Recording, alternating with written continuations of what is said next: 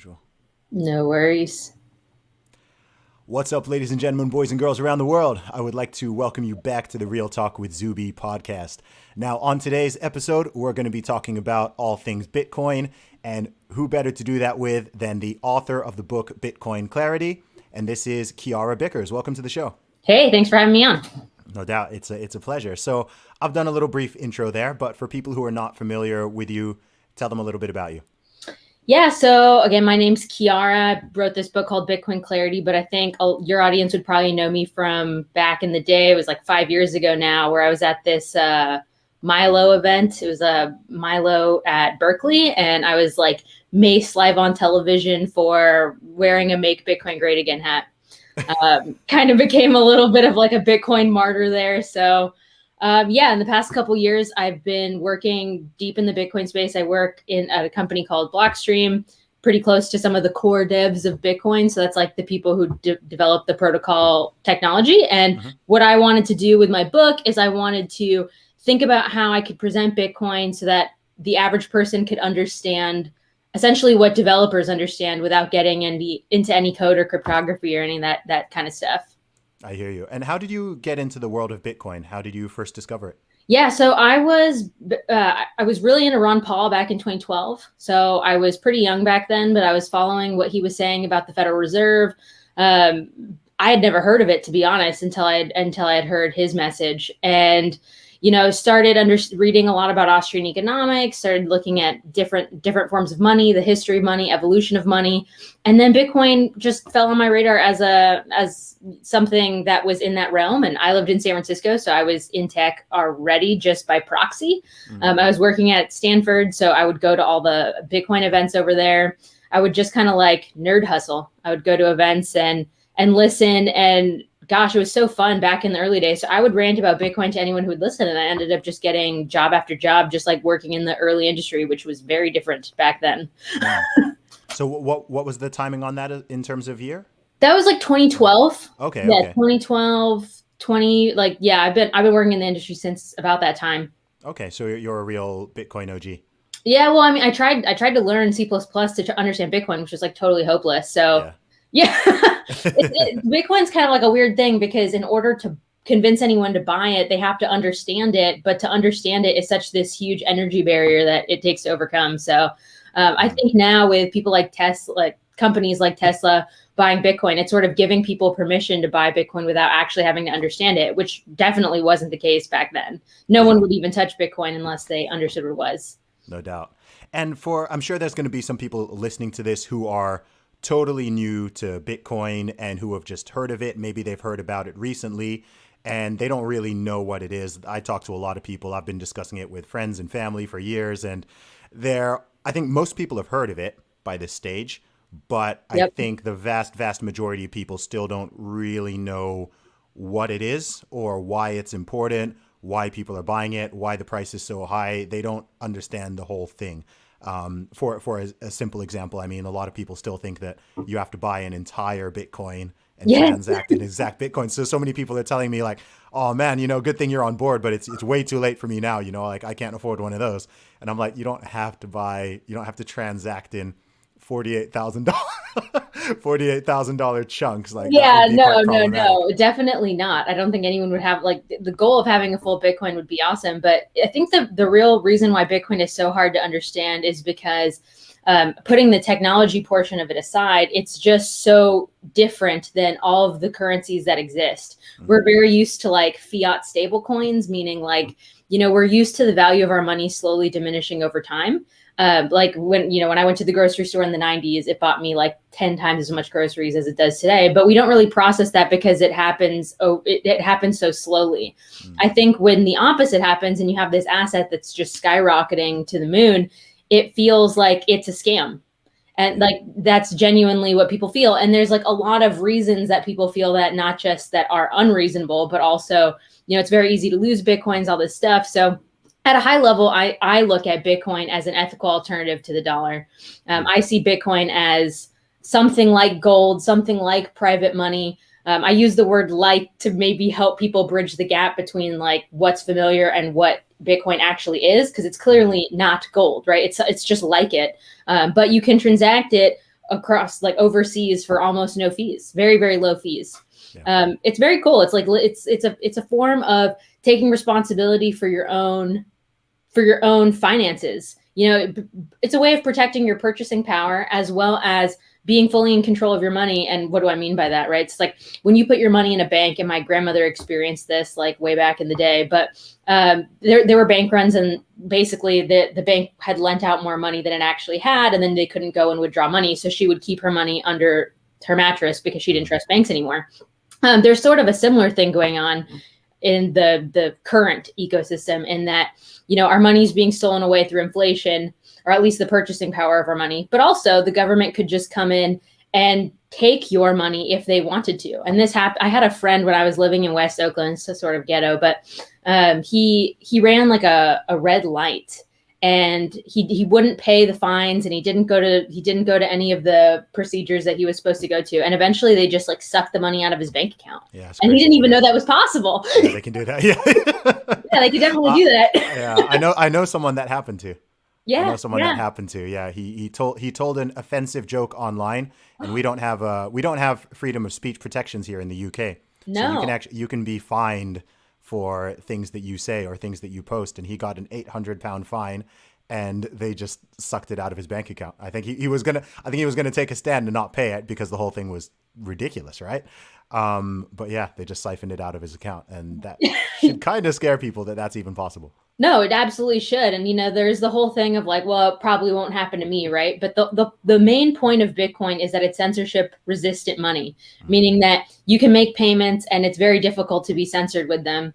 That leads to a whole other concern of like Bitcoin's used for all these like terrible like drug deals or whatever, which is generally not, it's more true of cash than it is true of Bitcoin because of this public blockchain. It's really easy to trace. But yeah, I mean, Bitcoin's extremely interesting for the current world that we're living in, considering like when coronavirus happened, the price of Bitcoin just tanked because I think everyone was trying to get out of what they viewed as risky assets. And now that we're sitting a year into coronavirus, I think people are starting to realize that there's this actual benefit to the censorship resistant type of currency. Mm-hmm. If your government decides to overstep, you can actually protest instead of just, like that friend of yours didn't realize that protest was not on his list of options there. I mean, what can you do? You can go and pay in person if you have to, and pay like in coins or something as a form of protest, but they'll get their money from you one way or another. Yep. And the government's been printing trillions of dollars, trillions of pounds, and anyone who's remotely economically aware should know what that means for inflation in the next few years. It'll be interesting to see what happens with that. Yeah, I mean, like there's a whole, not to get too economic with it, but there's this whole concept that the Fed, at least, the central bank here in America is pushing, and they're pushing that, there's no inflation because there's no money velocity, but they just put out a new report showing like what purchasing power is and all this stuff, and the consumer report of all the price of all the goods that they try and keep the prices stable of, and it's just completely shot. I mean, how many more people are unemployed? It's like millions of people in the jobs report are unemployed every single time they announce it. And they're like, oh, well, it could have been worse. I don't know that it could have been worse, but I guess I'll find out because it's probably gonna get worse. Yeah. Yeah. So taking a step back. So for someone who's listening to this podcast right now, who is a Bitcoin newbie, but they've heard of it, they've heard little things, they've seen things on social media, but they just don't understand the basics. Can you give them a Bitcoin 101 that the layman can just understand? Like, what is Bitcoin and where does it get its value from? Yeah, so it's hard to pick the proper level of resolution because every person is different, and I would have a different approach for depending on the type of person that I'm talking to. But I see a lot of similar questions being asked from the people who want to know more about Bitcoin. So I would say this. Bitcoin is uniquely different from other cryptocurrencies. One of the things that people who are new to the space do is they treat cryptocurrencies as a basket of exactly the same things, which is just not true.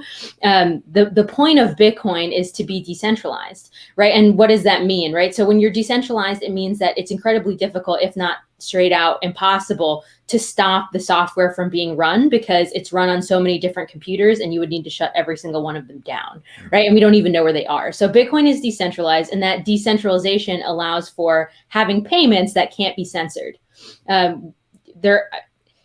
On top of that, Bitcoin is also capped at 21 million. So we have these payments that can't be censored.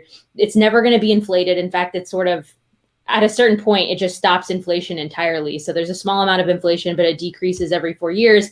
And that's designed to increase the purchase, to basically increase the value of Bitcoin over time. But when I compare that to other cryptocurrencies, like, Facebook wanted to do a blockchain, there's like Namecoin, there's Ethereum. These are entirely different projects. There's like Dogecoin. Like some projects are clones of Bitcoin, but they have different properties, and oftentimes they're centralized. So I think in the future, we'll probably hear things along the lines of like, oh, XYZ government is going to make their own blockchain, right? We're already hearing murmurs of how the US government wants to do its own digital currency. It wouldn't be a blockchain. It would be totally centralized. Okay, so what is the point of Bitcoin? What is really answering the same question of what is Bitcoin? Like, why do we find Bitcoin valuable? Why does Bitcoin have any value at all? Is Bitcoin just a bubble, right? And that is such a deep question because people don't understand money, right? So the problem with money, at least from a certain perspective in economics, right? The problem with money is that when you have a small group of centralized people in control of it, they can use it to their own ends. So we see this with governments, right? They control, or at least their private central bank wing kind of controls the amount of money that's being produced. And this allows them to fund things this allows them to fund things in a definitely, I don't want to curse, so in a definitely questionable manner. Okay, let's say that. Yeah, I mean, so for instance, the government right now in the US, and it's kind of hard to say this without being like a economic doomsday type vibe, but what they're doing right now is the economy is totally shut down all over the world, right? So they're printing money in order to buy up all the assets at a depreciated value. Mm-hmm. So, not getting into conspiracies or anything, it's a little bit weird that you would see the stock market rising at a time when production is at an all-time low, right? Yes. Like that doesn't make sense. And when you take that understanding into something like Bitcoin, you understand it makes it a little bit easy to understand like what Bitcoin is. Bitcoin is a protest against that. It's an alternative to that because what's going on is not rational, right? It doesn't make economic sense that all the stock market should be pumped right now. But I'm telling you, there's a reason for it. The reason for it is because central banks, they've taken advantage of this coronavirus pandemic, and what they're doing now is they're buying up companies. So in the U.S., there's a whole laundry list of things they're buying, but we're not even necessarily allowed to know. They're definitely playing in the stock market, which wouldn't have been legal even just a few years ago. Mm-hmm. So what that means is that the government is now taking ownership of some of American companies. So this is like crazy high level economic stuff, but why would the US government want to do that, right? They want to do that because it's beneficial to their economy and it's beneficial for their centralized control. So for Bitcoin, there's no one in control of it. There's no one who could change the supply of it because it's decentralized. And the only purpose of it is to have censorship resistant payments and literally not to have anyone in control. Mm-hmm. So once you understand like what's going on in mainstream economics, then you can understand like why Bitcoin was invented. When Bitcoin actually came on the scene in 2009, it was in protest of the Wall Street bailouts, yes. Right? Because what was happening then? It was very, very similar. It was people on Wall Street knew that they could play dirty and that the government would bail them out, meaning that there was no downside. Mm-hmm. They could win and make money, or they could lose and get bailed out. Yep. So of course, this is what happened, right?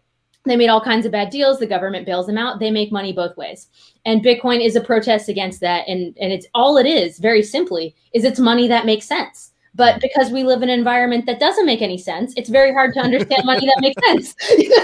Yeah, it's a great way to put it. I feel like that's a great analogy for a lot of the things that are going on in the world right now, right? I think certain things have been so propagandized and corrupted, and the government is saying this and the media is saying that, and people aren't really seeking the truth. It's almost to the stage where when people see the truth or they see certain facts, they think that the fact is a lie, and they think that the truth is the propaganda or the conspiracy theory.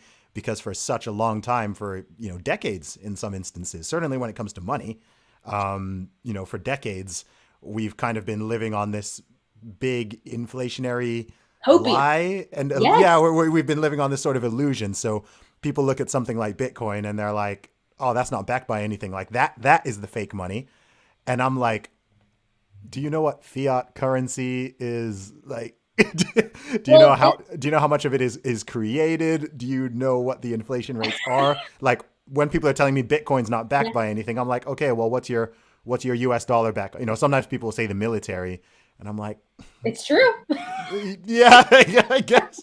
But it's kind of, yeah, it's really interesting. I think when you talk about the decentralization and the lack of a governmental authority, depending on someone's kind of socio-political views, oftentimes that's either, like for me, once I understood that, Bitcoin was an easy, obvious investment for me, right? I was like straight up, right? I'm quite libertarian. I'm like, oh my gosh, that's amazing, right? Like, obviously I get, and then I've told other people the same thing, and like it freaks them out because like they want the government backing, like, you know, they're fully into the sort of current system, and they're like, no, I don't want to go away from that. Like that scares me. Like I want the American government or the British government or the European Union to be backing, to be in control of it. Yeah, you said something interesting, and you said something about truth, and I think I consider myself someone who likes to like think about issues, think about things. Like I like to use this brain for something other than just like, I don't know, agreeing with people. I'm a very disagreeable person. So what that means, like I've thought about this before, and I think that for the majority of people, they consider truth to be whatever the consensus believes. Yes. Right. And so if it puts fear in people's hearts to think, oh, this is not consent. No, people don't agree on this, which means there's no truth. If people are in disagreement, for a lot of people, it's synonymous with saying there is no truth around this topic.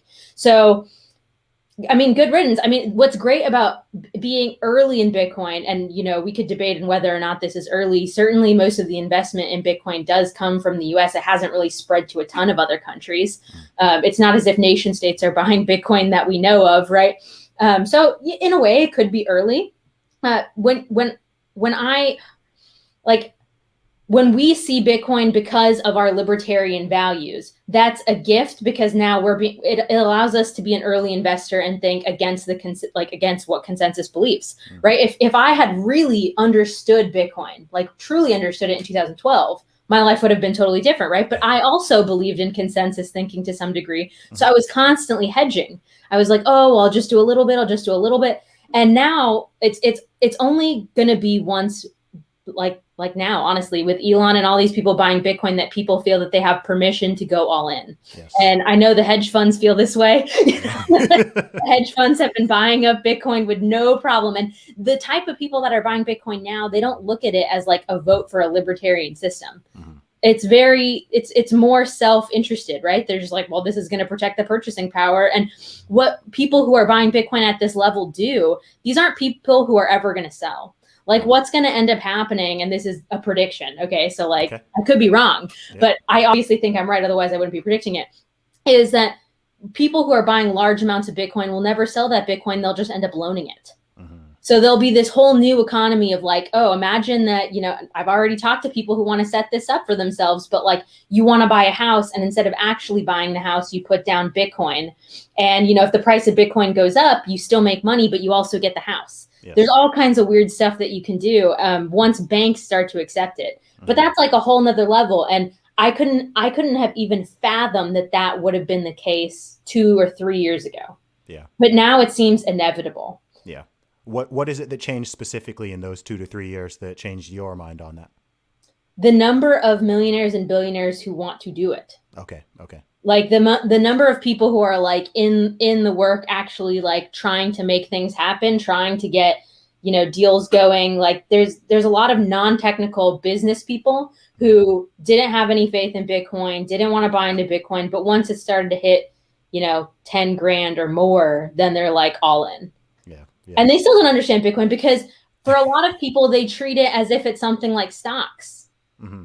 So they're like, oh, I want to get like 5% interest on top of the growth on top of Bitcoin. Like they're thinking about it in a totally traditional way when it's just something different. Yeah. You know, and it's what you were saying too about being able to buy a fraction of a Bitcoin. Like some of the richest people I know in the Bitcoin space are people who bought and sold things with Bitcoin in like 2015. Okay. They're like, Yeah. I sold t-shirts in 2015, so I have 20 Bitcoin now. Like it's absurd, right? And then it's crazy. It's crazy. I think the upward potential for Bitcoin is so high right now because, I mean, even just last year, and I know less about the UK than I do about the US, but even just last year, the total debt just doubled. It's like doubled. Crazy. And we haven't seen the same amount of inflation because people aren't really spending money. I mean, the amount of money that we're begging for from our government is hilarious. There's like a guy on Twitter who basically he takes his stimulus and then he just buys Bitcoin and then he retweets the price of his stimulus. That's funny. I know a lot of people who got their stimulus and went and bought guns, which is like one of the most American things I can think of in the world. Yeah. Kiara's like, yeah, that was me. That's funny. So in terms of where we are with Bitcoin, so I've been speaking to, it's something I've talked about with my friends since 2017, really. But it's kind of coming back into the conversations quite a lot now. And a big question people have in general is it too late, right? Is it too late? And in terms of the grand scheme of the Bitcoin story, I mean, I think we're crazy early still. But where do you think we are? How do you see that sort of adoption curve going over the next, I don't know, let's say decades? So, I mean, we have to remember that Bitcoin like 5 years ago was less than $1,000. Yeah. So, and that's like kind of hard for me to process, having like it's just hard for me to process because people think in terms of like opportunity and they're like, oh my gosh, my opportunity, like I've missed it. It's too late. Yeah. But before that time period that I'm talking about, which is like 2015, people were already saying it was too late when it was like $500 a coin because it used to be worth nothing. Yeah. Right. So like the like, going from $1 to 500 is a lot more than going from 500 to 50,000. But there's always upward potential. And the flaw in thinking like that then becomes, what cryptocurrency should I buy other than Bitcoin? Yes. And the problem with that is you're ill-equipped to make that judgment call if you don't even understand what Bitcoin is. So like, this is one of the messages that I try and put out, because unless you understand what Bitcoin is, you'll never be able to compare it to anything else. Like there was this classic thing that happened it's kind of like Bitcoin history at this point, but when Bitcoin split from, I don't want to confuse people, but from Bitcoin BTC to Bitcoin Cash, it was like a hard fork in the chain, meaning that if you were holding Bitcoin, you also had Bitcoin Cash. Some people who don't work in cryptocurrency kind of like equate it to a stock split. It's not exactly like that, but you can maybe think of it that way. Anyway, you had two separate currencies. And what ended up happening is there was a very libertarian push for people to buy Bitcoin Cash. And they were saying like, oh, this is going to be more desirable than Bitcoin. There's going to be lower fees. Like this is going to be more decentralized. And all of those people got completely wrecked because they didn't understand what was actually true at a technical level. Okay. So like the debate was a technical debate, but it's like, imagine that currencies could have marketing teams, right? And then they could spin narratives about currencies. Like this is a totally new environment, right? You don't see that with stock, but you do see that with cryptocurrency. Yeah. You have people, trying to brand a cryptocurrency into something that would make you want to buy it because it enriches themselves. If they can get 1 million people to buy into Bitcoin Cash, they can pump it and then they can dump it. And you just never know, like, especially with the smaller market cap coins, like who's really holding that cryptocurrency, who's in control of the narrative of that. It's just so questionable. I mean, for me personally, I look at things that have long-term value. And the first use case for Bitcoin was the Silk Road. And we can shy away from that because, it's dirty or whatever. It's like this illegal thing, but it's just true. Like that was the first real use case for Bitcoin. And that was back when there was less tracking on the blockchain. So you had a little bit more, people were using it in a way that had more, we would say, fungibility or a little bit more privacy associated with your transactions, which is not true anymore. So people, if Silk Road were to exist today, and I'm sure there's alternatives to it that do, I have no idea, but it wouldn't use Bitcoin anymore. Right. So we call those coins privacy coins because they have implemented at a cryptographic level greater promises for privacy. So, I find those things interesting. But, those are things like Monero. Those are things like Grin. Those are not things that are like tokens, Yeah. or DeFi, or but people can make their own decisions. But I always say you shouldn't buy anything you don't understand, and you shouldn't assume you understand something. So you got to really do your due diligence, do your research, and try and understand these things before you get too much skin in the game. Okay, so what are your thoughts on? Are you someone who considers yourself a Bitcoin maximalist, or do you dabble in other cryptos? I don't know. I mean, I think if it's used in, yeah, I guess maybe I am. It's hard to say because Bitcoin maximalist. I think you're not if you stumble over the answer, because like for some people it's a borderline religious conviction. No, I don't like that. Yeah. I had people unfollowing me on social media because I tweeted something about Cardano. Oh my gosh. Right? Cardano has been like flying, and I do have a bag of it. And I just tweeted Cardano with the emoji with like the heart eyes, and I had people underneath like, that's it, like you're unfollowed, blocked, and like people were actually unfollowed. Yeah. I didn't know I had these like hardcore like Bitcoin maximalist evangelists even following me, but they were just like, that's it, Zuby's dead to me. I was like, wow, okay, like that's a bit intense. Well, because the thing is like when people, so from the Bitcoin maximalist perspective, what they would say is they're the immune system of Bitcoin, right? And Bitcoin can't be protected unless people actually understand what Bitcoin is. And people who are dabbling in other things, it'll basically confuse people who don't understand either. Like one way around this, it's like instead of like trying to pick cryptocurrencies and then really understanding them, would just be to buy all of them, right? Mm-hmm. That would be like another approach, but again, not investment advice. Yeah. No, I don't mind if people want to shill other cryptocurrencies and like I shill, but see, the thing is, I don't even shill Bitcoin. Yeah. I think Bitcoin is interesting, and I find other things not interesting. Mm-hmm. So for me, it's like number go up on Cardano would not be interesting to me. Because at a technical level, it doesn't provide me any of the same cool cypherpunk things that Bitcoin offers me. Like those sweet gains, the sweet financial gains. I don't care about the sweet financial gains. I want the Bitcoin citadel,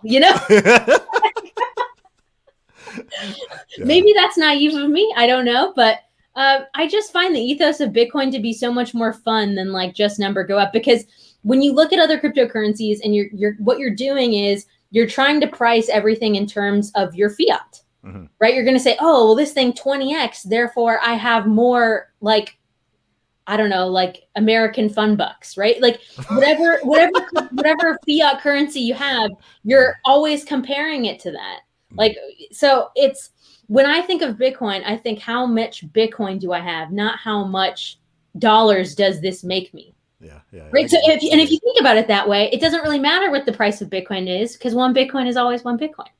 But maybe I've just indoctrinated myself to such a degree that it's impossible for me not to see the future of Bitcoin going up to such an extent when central banks are just so out of control. Okay. So that leads on to an interesting point. So where do you see this long-term story and potential of Bitcoin being, carrying on from what you just said? Well, I mean, if we go back to, I was saying like Ron Paul, right? Ron Paul used to talk about, for people who are unaware, he used to talk about like audit the Fed. We need to audit the Fed. And like that message is totally gone now. But the winning takeaway from that message is now people know what the Fed is, right? So the Fed is this like pseudo governmental wing, but it's not. It's like a private bank. And basically this is the entity that's allowed to print the money and buy all the things.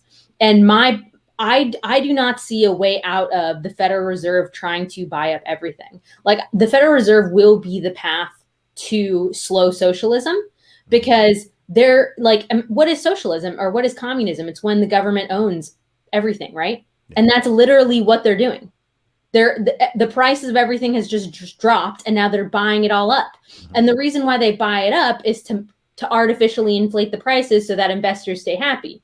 So we have this illusion that like, oh, your 401k and the stock market is doing so well, but it's only because the government and the Federal Reserve is creating all this debt to create fake demand, right? So in the long run, they will own a tremendous amount of the world, not just because, like you were saying, like what is fiat actually backed by? And you said the military. It's not wrong. The U.S. is not just the U.S. dollar is not just the U.S. currency. It's the world's reserve currency, meaning that all central banks in the world have to have it as part of their reserves. They don't hold gold reserves anymore. They hold the U.S. dollar. So in the inevitable event of the failure of the dollar, what do you think will occur?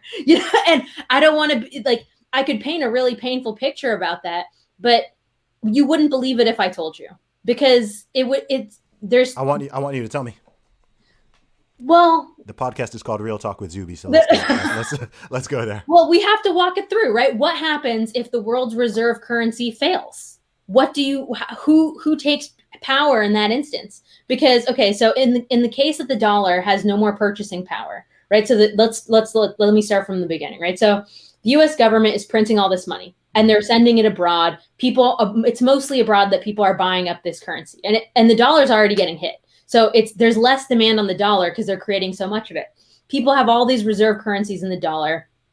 What happens in a world where that value evaporates, right? So right now, the Federal Reserve is buying up, obviously, government debt, but more than just that, right? They're buying up companies. So in the world where the dollar doesn't have value anymore, or it has tremendously less value, let's just go with that. Let's say tremendously less value. And they own everything. That means that everyone with money doesn't actually have power. It's the people who have assets. Yes. So it's the people who own property, land, like businesses. But people won't own businesses because the Fed will own them. Yeah. So in that environment, how will things work? Don't know. Yeah. Don't know. I mean, probably what will end up happening is there's going to have to be a basic income, which they're testing with coronavirus. Yeah, they are testing that. Yeah. And, my vision, what I think will happen, and I hope that it'll probably get worse than what I can imagine, but it'll probably be that the purchasing power of the dollar just gets so meaningless that you can only buy things that people are just barely getting by. Right? I'm not saying you need like trucks of money or whatever to buy things, but they're barely getting by, and the government only pays you half of what you actually need to get by. So what does that mean, right? It means violence. It means, like in Austin, where I live, one of the things I've noticed is it's really difficult to drive through the city without like an exit on the freeway without feeling like you're totally trapped, because like once you exit the freeway, there's no way to quickly get out. And there's like already hundreds of homeless encampments all over. Yeah. So in a violent situation, I would not want to be in even like Austin as a city, and it's not a major city, right? So it's what happens. Liberals always say this, right? What happens when there's poverty? You have increased crime. Yeah. That's really it. Is you have increased crime. You have greater power of the government because they'll own everything. Yeah. It'll be harder for entrepreneurs to do things because, I mean, the cash just means less. Well, they sort of communicated to us. What was it? Was it the World Economic Forum who had that thing of you will own nothing and you will be happy. Yeah. And you will, that was the most dystopian thing. Now they're talking about the Great Reset. They're talking about this. I'm just like, yo, like dude. I'm like, people can call me a conspiracy theory, but this conspiracy theorist has been right for virtually everything I've said over the past year. I'm pretty sure we live in a simulation, because before I wrote the book Bitcoin Clarity, and just because I knew some shit about Bitcoin, I wanted to share it. Yeah. I was writing fiction, and part of the fiction was the term the Great Reset. So here I am writing this fiction book with the term the Great Reset. Yes, and then years later, it comes to fruition in a slightly different but similar dystopian concept. Like it's crazy. It's crazy. That was a synchronicity for me. Yeah, that's actually scary. Like that's freaky. It's also like there's that guy who wrote some book.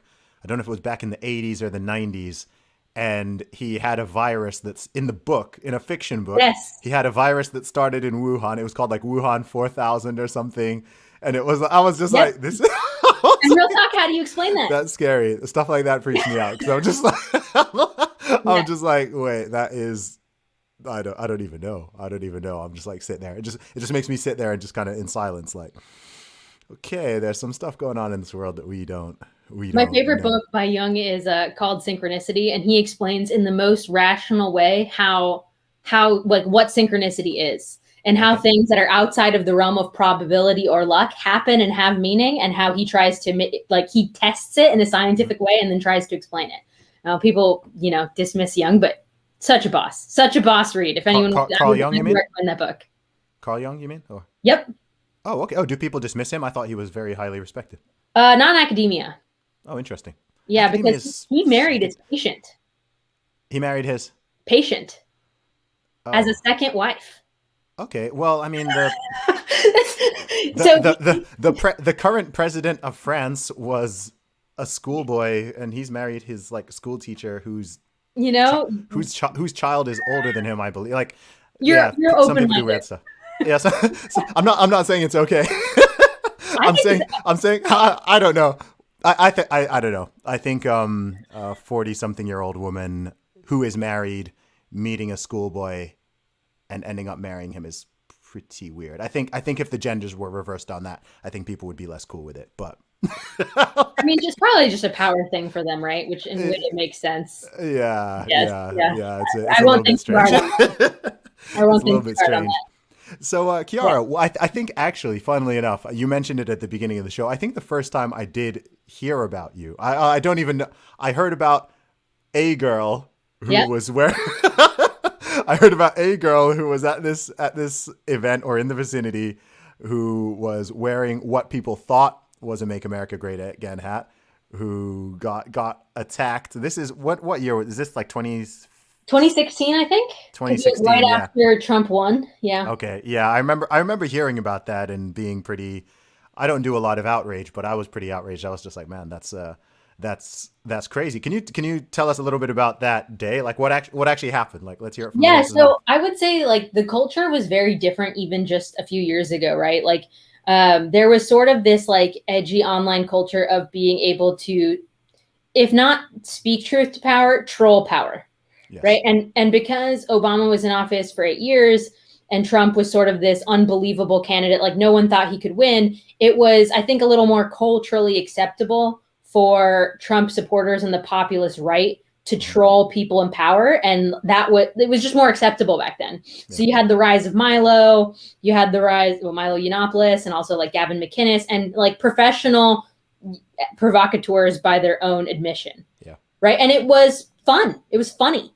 Right. And then that was before the rebrand of them being terrible, evil people and all kinds of stuff. But at the time, it was a lot of just poking the bear. Mm-hmm. And in the spirit of poking the bear, Milo had done this whole event at UC Berkeley right after Trump's inauguration. So I was fairly naive about Antifa at that time. I think the only time I had saw Antifa in the news was they did this they tried to have some sort of explosion at a Mike Cernovich event. Oh, wow. I think they were planning. There was some sort of bomb scare there, but it didn't end up happening. Instead, they threw pee on everyone outside of the event. Lovely. But that was the one time that I had heard about them. And then also, I think it was at some animal rights protests they would show up. Mm-hmm. So, at this time, I did not know much about Antifa, and I don't think the country as a whole did, or the world really did either. Maybe in Europe, it was a little bit more. But anyway, so there was an event at Berkeley. And for people who don't know how the politics of this work, when Berkeley when a university doesn't want a speaker on campus, they don't really want to refuse them entirely because that would look bad, right? So instead, they'll maybe make arrangements for you to have the smallest room, or they'll increase the security fee, or they'll do sort of sleight of hands to sort of dismiss the speaker. Mm-hmm. They had done this to a number of conservative speakers, and then Milo was sort of the peak of it, where all of this all of the moves that they could have done and more had occurred, where they mandatory made the event at night to make it as dangerous as possible. They created an environment of extreme tension. Okay. They didn't secure any perimeter. It was just a shit show. And I thought the event was basically canceled, but I went to go check it out anyway because it was late at night. I had invited a couple friends. We were all going to go, and it was a group of 10 of us, and I get to the door and there are police everywhere. It kind of seems almost like a SWAT sort of thing, right? Because these are fully armed police. And then it's over 1,000 of these Black Bloc Antifa protesters.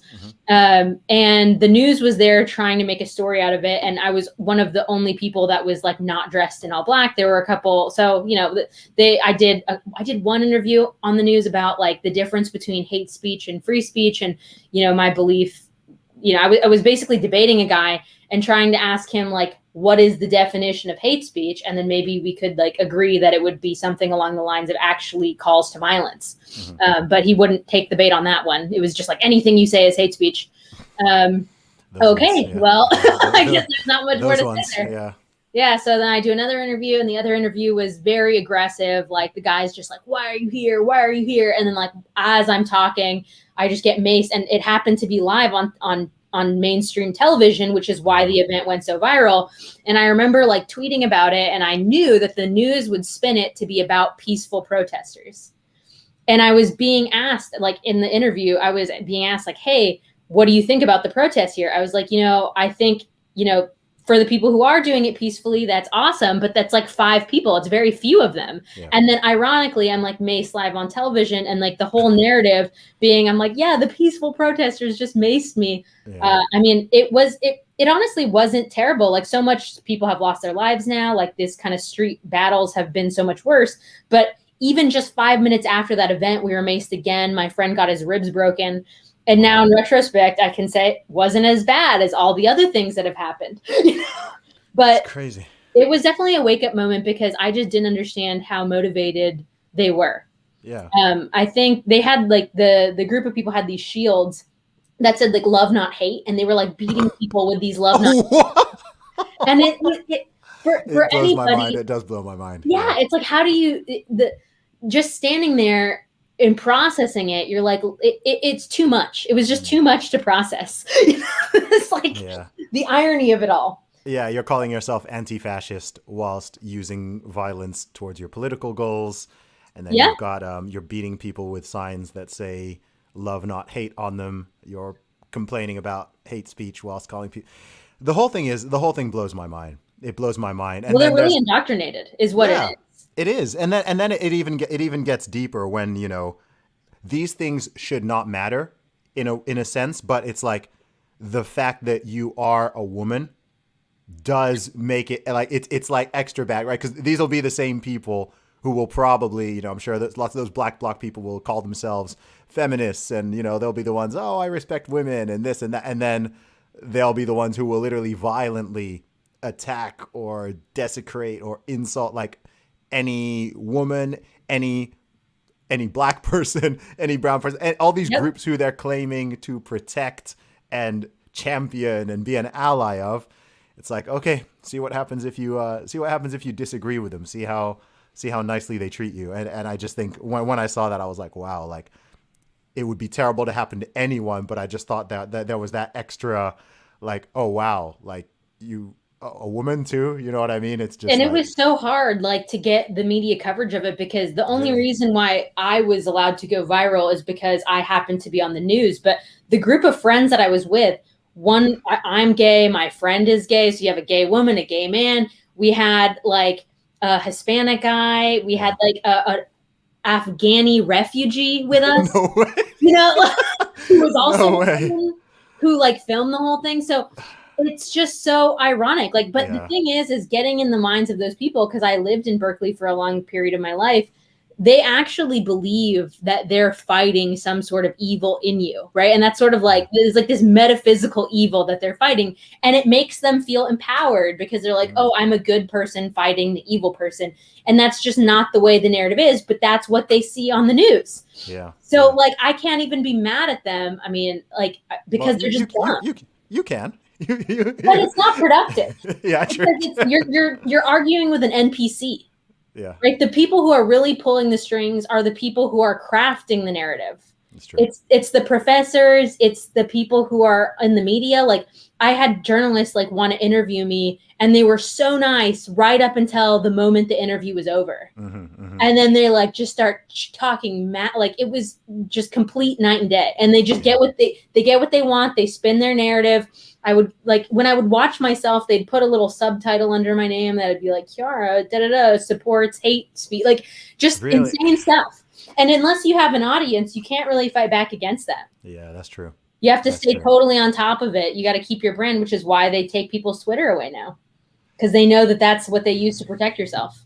Yeah, it's wild. It's crazy. It's really weird because I don't know. It's like human beings can't just like humans really struggle to sort of like just chill at this happy medium. You know, it's like in so many ways where we live. You know, I'm in the UK, you're in the States. Like, besides this nonsense that's going on right now, you know, prior to this, going back to early 2020 or 2019, you know, we're living in the most prosperous, safest, freest, most equal, you know, by most measures, most economically developed, everything, not just time in history, but also, you know, certain countries in the entire world. And there's, you know, it's like there's so much comfort, and there's actually so much success, and there's so much opportunity and all this. But despite that, it's like, I mean, you know, you look at history, and history has its patterns and its cycles, and there'll always be things you look at in history and you're like, oh my gosh, that's unbelievable. How did it happen? How did this happen? How did that happen? But it's like we sort of reached this place, and just as the, you know, to use a metaphor I think Douglas Murray used in his book Madness of Crowds, it's like the train was just pulling up to the station, and then they just decided to sort of hit the accelerator and just sort of zoom right on past, right? So, yeah. Right. So like, okay, we've actually getting a like very tolerant society. Like, you know, racism is absolutely not tolerated in Western society. Yeah. There's still bits of it there, but it's not tolerated. You know, people going out and beating up someone for being gay is not tolerated. There was a time that was tolerated and maybe even encouraged, right? Like, no, like that's not acceptable. You know, the rights between men and women, all of that, like, cool. Like, we've done this. And now you have people who are like, it's almost like they're not happy with that and they have to take it back. Like, I'm now seeing crazy things in the USA, like universities having racially segregated dorms and racially segregated events, and they're segregating this, and you've got people who are masquerading as being anti-racist whilst pushing racist policies and being racist. You have people who are calling themselves feminists or, you know, pro-women, and they're changing the language to to erase the word woman out of it, and they're pushing for this, and it just blows my mind. Like, I'm just kind of sitting there watching, like, what is up with our world? Why can't people just like chill and be reasonable? I haven't really thought about it like this before, but I'm thinking about this like this for the first time. It's like, maybe it was never about equality. Maybe this is about some sort of social dominance, right? It's like you use things that, you know, people want. So women obviously wanted some sort of fair treatment. That's what they meant by equality, right? They wanted some sort of fair treatment against men. But then eventually, maybe even very quickly, that starts to get used for more than just equality, but more of like more of a power dynamic. I think that I'm mixed. I can definitely see that. My family's from the Philippines, and then the Spaniards come in. I definitely can see how that happens when you have more of a monoculture, but in such a diverse place as the US, or maybe even like a city like London or something like that. A lot of that intersectionality is a way to gain power over other people and to get them to shut up so that you can have a time to talk. Which, you know, like one of the things that I think about is like, there's no more land to conquer, right? There's no more there's nothing for men to really go out and have like physical power over anymore. So you have two options, right? You can build something, or you can destroy something, you know? And in a world where building something becomes increasingly difficult, then the drive to destroy something is just going to be more inevitable. Like, you know, Jordan Peterson sort of talks in this language where he says, like, you know, if heaven on earth existed, we would just destroy it, sort of thing. Sounds about right. It's like we have a desire to overcome something, and if you destroy something good, you've still gained power over it. And if you can build something good, that's a lot harder than destroying something good. It's a lot harder to build, a lot harder to maintain. And surely like overcoming the types of systems that exist today to have like authoritarian power over us, like I don't even know where to begin when it comes with overcoming those systems. Taking it back to Bitcoin, I think that's probably one of the actionable things people can do, right? They can own some Bitcoin and not worry about how much it is in their local fiat currency, right? You buy $50 worth of Bitcoin, $100 worth of Bitcoin, whatever, like it doesn't matter. Don't think about the dollars, think about the potential future that may occur, right? So I have a big question regarding that, actually, because when a lot of people talk about Bitcoin, they talk about it as something that could potentially help to solve some aspects of, say, wealth inequality, right? It's considered something that is fairer, which it is in a way, because you don't need to be an accredited investor to buy Bitcoin. You could be anywhere in the world and invest, etc. So I think that is true, but I think also because of the upside potential of Bitcoin and the massive exponential growth that it's had between, say, someone who invested even 5 years earlier than another person, I do also think, like, I'm not someone who even really thinks or cares much about wealth inequality. I care about poverty. I don't really care about wealth inequality so much.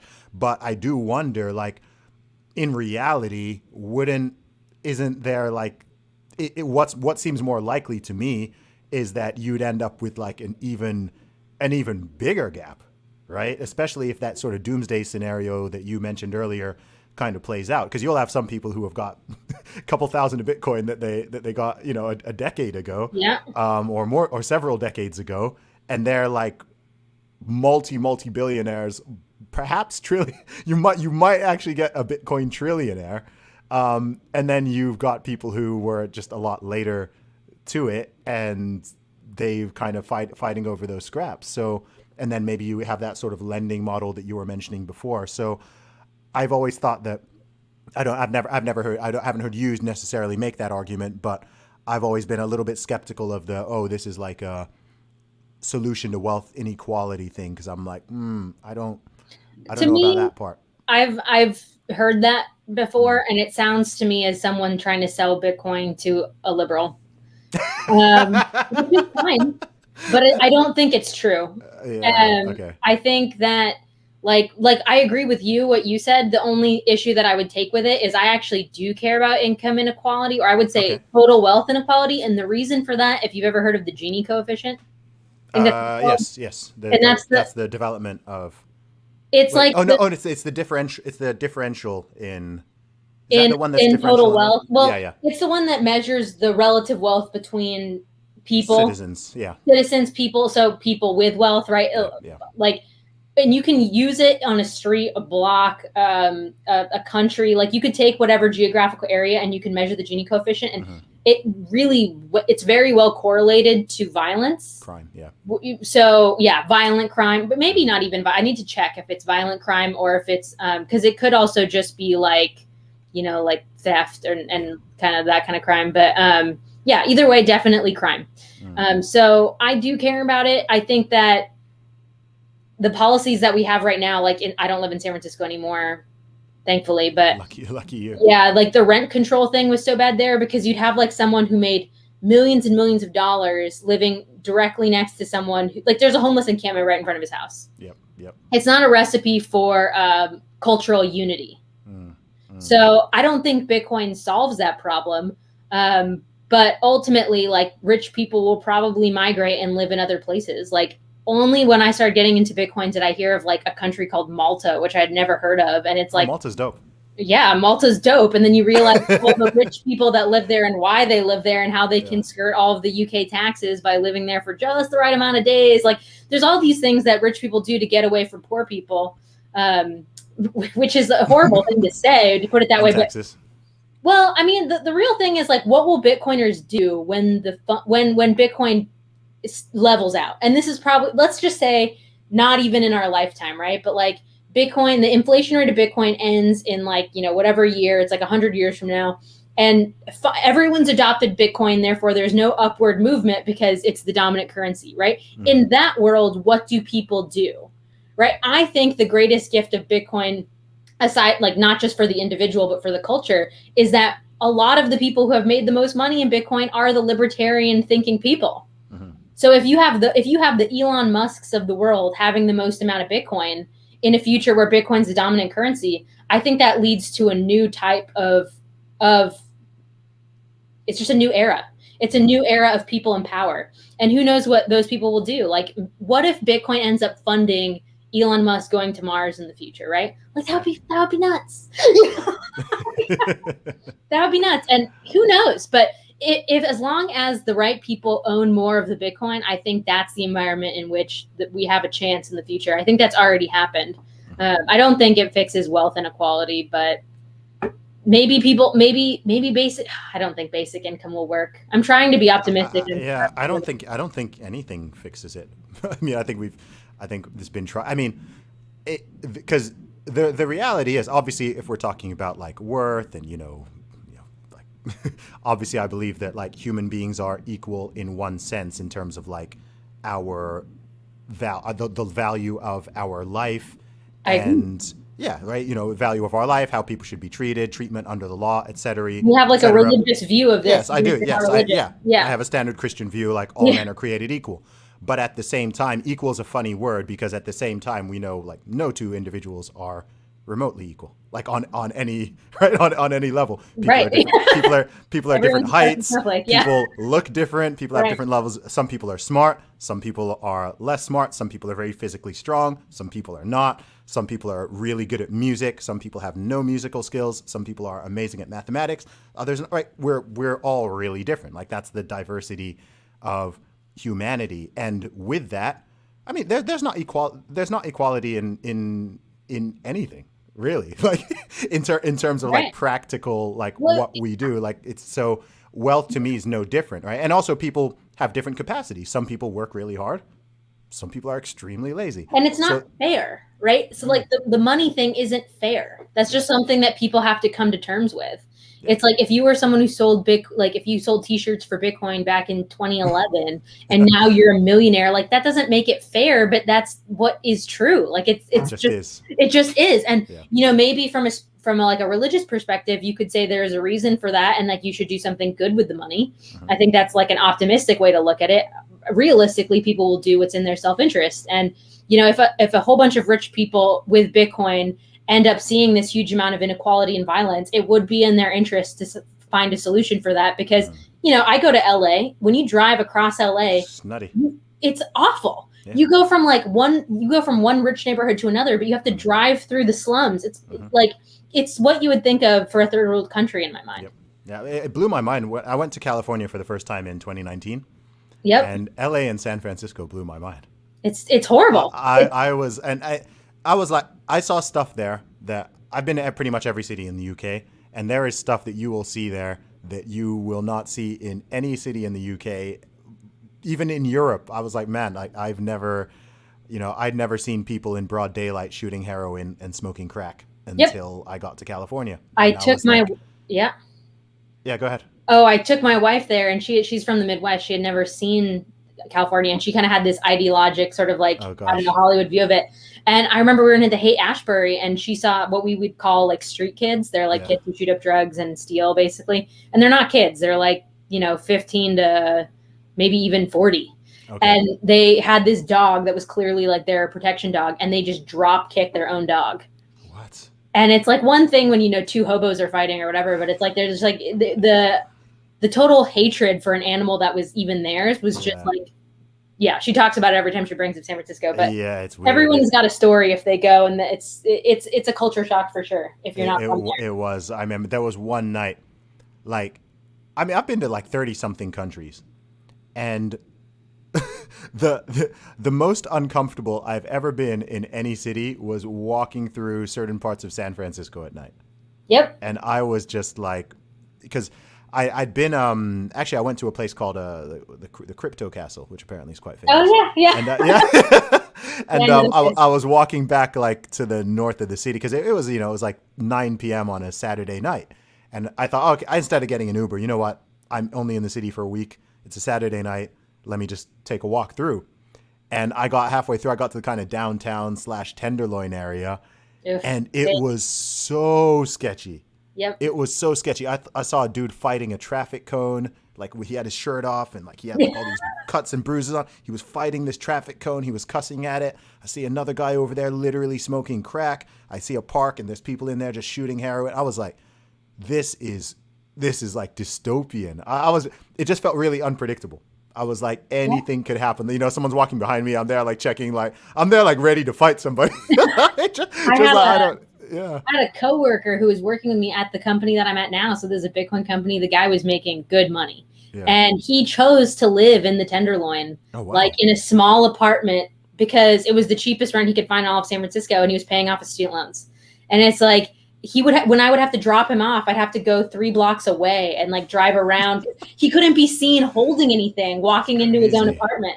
Yeah. It's like the amount of sacrifice that people make to. I mean, the guy's pretty well off now, but I mean, you know, we're talking about money and how people can do what's best for them, how they can not end up in this, you know, cycle of poverty. Yeah. I grew up in poverty. I grew up on a queen size mattress with 3 generations on it. Mm-hmm. Like it's not ideal, but my parents were immigrants. Yeah. Right. So it's like if, going back to this idea of Bitcoin being more egalitarian, you can buy Bitcoin where you can't buy private equity. True. You don't need to be an accredited investor, and it doesn't need to be a lot of money. Yes. Like I had my friend who's a preschool teacher. I had him buy some Bitcoin on this app that would take the change off your funds and just like put it into Bitcoin every month or so. Mm-hmm. It was enough to pay off all of his student loans. Amazing. Right. So, and there's tons of stories like that, right? So, you know, it doesn't have to be perfect. It just has to work for you, right? And, I would encourage people to learn a little bit more about Bitcoin, to not get too swooped up in Cardano or other cryptocurrencies. We don't know who's pumping and dumping them, but that's Shots fired.